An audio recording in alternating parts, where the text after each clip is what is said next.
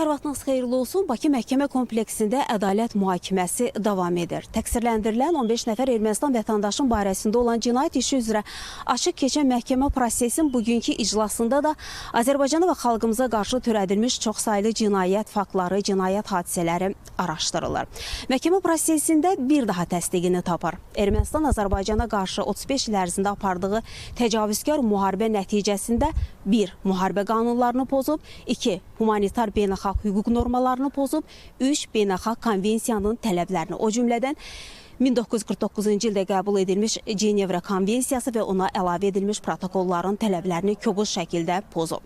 Məhkəmə prosesində bir daha bugünkü iclasda da təqdim olunan sübutlarla, faktlarla bir daha təsdiqini tapdı ki, həmin vaxtda istər 1-ci Qarabağ müharibəsində, istər 2-ci Qarabağ müharibəsində, istərsə aralıq müddətində Ermənistanın əsas hədəfi mülki obyektlər olub. Yaşayış məntəqələri. İkincisi isə həmin yaşayış məntəqələrini ən ağır artilleriyayla, eyni zamanda iri çaplı müxtəlif silahlarla hədəf alıb.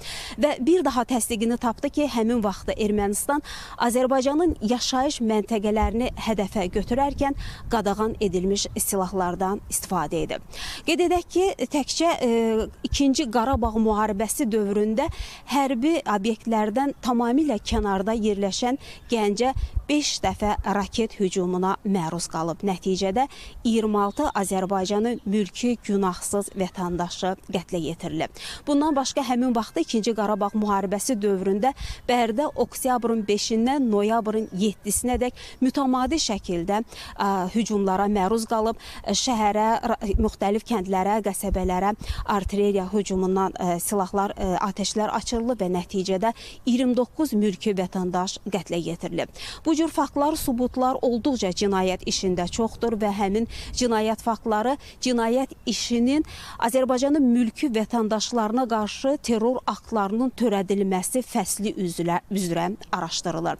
İş üzrə keçən çoxsaylı fotosənədlər var, video materiallar var. Onlar da məhkəmə prosesində nümayiş etdirilir. Və zərər çəkənlər ifadə verirlər. Onlar ifadələrində bir daha qeyd edirlər ki, həmin vaxtda düşmənin əsas məqsədi Azərbaycanlıları məhv etmək olub. Məhkəmə prosesi açıq keçirilir. Prosesdə media nümayəndələri də iştirak edir və biz mütəmadi olaraq məlumatlar çatdırırıq.